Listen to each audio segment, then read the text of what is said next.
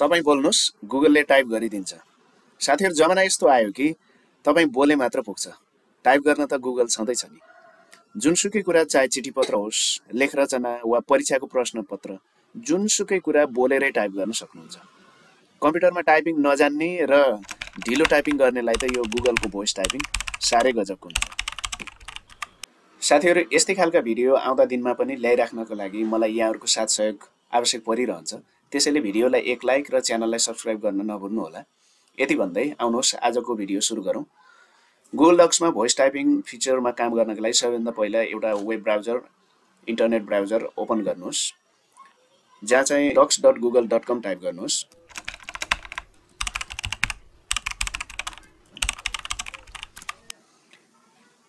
docs.google.com type गरिसकेपछि just enter button दबाउनुहोस्। Google डक्सको ब्ल्याङ्क डकुमेन्टको लागि यहाँ अप्सन खुलेको छ। जस्ट ब्ल्याङ्क डकुमेन्टमा टच गर्नुहोस्। गुगल डक्समा भोइस टाइपिङ गर्नको लागि सबैभन्दा पहिले माथि रहेको मेनु बारमा टुल्स भन्ने मेनुमा क्लिक गर्नुहुन्छ। टुल्स भन्ने मेनुमा क्लिक गर्नुहोस्। टुल्स मेनुमा क्लिक गरिसकेपछि अलि तल स्क्रोल गर्दै जानुभयो भने भोइस टाइपिङ भन्ने फिचर देख्नुहुन्छ। यो भोइस टाइपिङ भन्ने अप्सनलाई जस्ट क्लिक गर्नुहोस्। देब्रेतिर भोइस टाइपिङको लागि माइक्रोफोनको आइकन इनेबल भइसकेको छ। इंग्लिशमा भोइस टाइपिङ गर्नको लागि सिधै यहाँ माइक्रोफोनमा टच गरेर स्टार्ट गर्न सक्नुहुन्छ भने अन्य भाषाको लागि यहाँनिरबाट भाषा छनौट गर्न सक्नुहुन्छ। नेपाली भाषामा मैले आज भोइस टाइपिङ गरेर देखाउन गइरहेको हुनाले नेपाली भाषा रोज्न गइरहेको छु। जस्ट यो भाषाको दाहिनेतिर रहेको अंग्रेजी युएस को दाहिनेतिर रहेको ड्रप डाउन एरोमा क्लिक गर्नुहोस्। ड्रप डाउन एरोमा क्लिक गरिसकेपछि जस्ट यहाँबाट स्क्रोल डाउन गर्दै अन्त्यतिर जानुहोस् जहाँ नेपाली भाषाको अप्सन दिएको छ। नेपाली भाषालाई रोज्नुहोस्। नेपाली भाषालाई रोजिसकेपछि जस्ट बोलेर भोइस टाइपिङ गर्नका लागि यो माइक्रोफोनको आइकनमा थिच्नुहोस् र बोल्न थाल्नुहोस्। तपाई बोल्नुहोस् गुगलले टाइप गरिदिन्छ। हो साथीहरु, आजको जमाना यस्तो आयो कि तपाई बोले मात्र पुग्छ, टाइप गर्ने काम अब गुगलको। तपाई जेसुकै बोल्नुहोस्, जुनसुकै कुरा बोल्नुहोस्, सबै कुरा गुगलले नै टाइप गरिदिन्छ। चाहे चिठीपत्र तयार पार्ने कुरा होस् अथवा लेख रचना तयार पार्ने कुरा होस् अथवा परीक्षाको प्रश्नपत्र टाइप गर्ने नै किन नहोस्, सबै कुरा अब गुगललाई जिम्मा दिनुस्। तपाईको काम यति मात्र कि तपाई बोल्नुस्, टाइपिङ गर्ने काम अब गुगलको।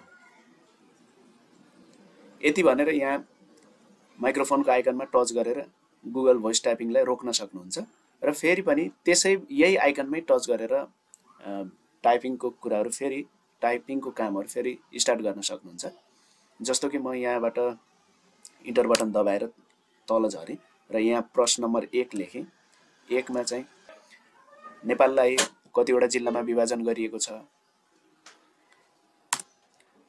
नेपाललाई कतिवटा प्रदेशमा विभाजन गरिएको छ भन्दै यसरी प्रश्न निर्माण गर्न सक्नुहुन्छ, बोल्न सक्नुहुन्छ।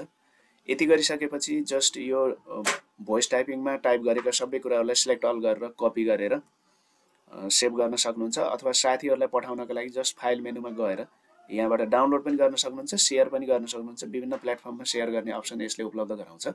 यदि सेभ गर्न चाहनुहुन्छ भने जस्ट यहाँबाट सिलेक्ट अल गर्नुस्, कपी गर्नुस्, कन्ट्रोल सी गरेर यसपछि जस्ट यसलाई मिनिमाइज गर्नुस्। आफ्नो कम्प्युटरबाट वर्ड फाइल खोल्नुस्।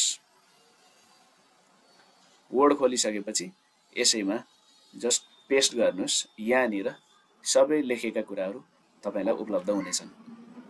यसरी साथीहरु गुगल भोइस टाइपिङको फिचरले तपाईको कामहरुलाई छिटो छरितो र टाइपिङमा साह्रै स्लो हुने नजान्ने साथीहरुले पनि यसबाट फाइदा लिन सक्नुहुन्छ। आशा छ तपाईलाई यो भिडियो हेल्पफुल रह्यो होला।